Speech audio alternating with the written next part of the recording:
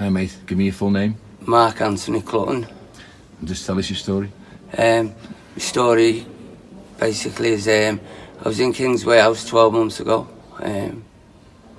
From there, when I first moved into Kingsway 12 months ago, briefly I was between 6 and 10 bags a day. I brought myself right down to like a bag and a bag of stone a day. Kingsway shut, ended up back on the street through no fault of Kingsway, but my habit went back up again to like maybe 10 bags a day. And how did you fund the habit? Sitting down begging, Okay. not asking people for money, wishing people a good day. The Cotton Street project's opened. I've been in here a week. I had cuts all over my hands which weren't healing. They're healing, as you can see. And you got a neck problem as well, haven't you? Yeah, I've got I had an abscess on my neck, Yeah. which is virtually near enough cleared up. Is that because you're injecting your neck? No. No. I've never injected in my neck. Okay. An abscess, you could be injecting in the leg, and an abscess could end up in your thigh. Okay. It travels. Okay. I come into the Cotton Street project. I was using roughly between 8 and 10 bags. Yeah. That's 20 bags a day, because I was using a bag of heroin a day and a bag of crack a day. Between 10 bags of heroin and 10 bags of crack a day. A day. A day? A day. My God. Now that's come down, truthfully, to 2 and 2 a day. I use 2 bags of heroin a day and 2 bags of crack a day. Yeah. And I use that as what we call a speedball, put them both together. Wow. So I'm having 2 hits a day. And how long have you been on gear for? On gear since I was 22 years old. And how old are you now? 43, Wow. 21 years.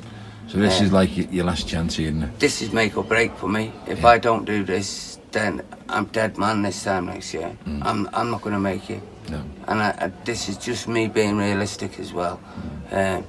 It's facing up to facts. I'm 43 years old and I need to change my life. And this is the best opportunity for me, this Cotton Street project. Do you remember when you first came into Kingsway House and you were really, really cold and you lay yourself on the radiator? Yeah, that was the pivotal moment for me, when I watched you get on the radiator and you spread your whole body on the radiator and you stayed on there for 2 hours and you never moved. Was it? Yeah, I remember that. And you were thawing your body out. Yeah. And I thought, shit, is this what it is? Freezing it was. Yeah. Oh, and I was it? think, and again, this is me just being blunt and truthful. Yep. I think if I had not come into Kingsway last year when I did, I don't think I'd be here today. I think I would have died last year. I'd agree with that. Yeah, I agree definitely do. Each time Kingsway was what's the words I'm looking for? Kingsway was a break for me back then. But Kingsway was, how can I say, it was the first time round. You know, things were obviously not going right. It was test and try Kingsway, but Cotton Street project is, we know what we're doing here now. We know what we're not, and we know what we're in. So on the Kingsway House one, to me, it was a crisis shelter. Yeah. It was never what this is, but it gave us the understanding of what this could be. Yes. But with Kingsway, we had no choice but to open our doors, and as people filled in because they were freezing and they could have frozen to death, it was just one of those situations where, well, how do we stop? Where's the humanistic play where you stop people from coming in? Yeah. So we understood that it was full of drugs. We understood it was full of issues on a day-to-day basis. But where did we draw the line? Who did we throw out? Yeah. And that was the problem with Kingsway. Hard to pick and choose. Yeah, right. You couldn't pick and choose. I couldn't pick and choose. No. So we just flowed with it. But then in the end, when we came to March, end of March, and we closed, that was a good time for us, because the bad habits that were there, we could stop. Yeah. And then when we picked it up again, as you can clearly see with Cotton Street, it ain't here. It blew me away, this. Yeah. When I landed here a week ago, last Friday, it was more than what I expected. Great. Yeah, I'd seen the photos and I thought, yeah, that's laughing, nice, relaxed, colours, lights, it's all nice and relaxed. When I got here though, it was more than I expected. These pods that we're in, these are cracking Lawrence. You put this in the middle of a field for me and I'd be happy, man. Yeah, sure. These are cracking. They're just like a little self-contained flat. You can't ask for anything more. No. And everyone seems to get on really well, don't they? Yeah, we're like a little family. Yeah. If we've got a problem, we'll sit down and we'll talk about it to each other.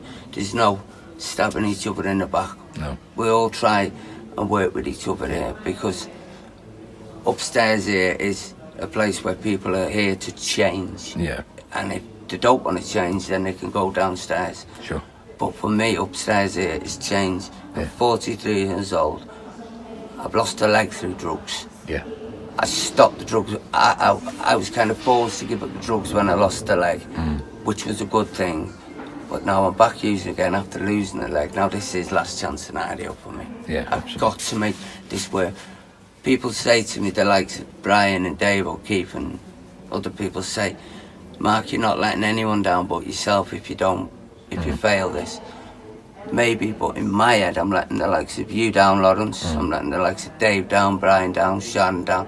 I'm letting a lot of people down. Well, so most of all yourself. Yeah, maybe most of all myself, but to me, I see it different. But what I'm getting at is that it's not letting no one down here for me. If I don't get this done, then I may as well go and put myself in a wooden box.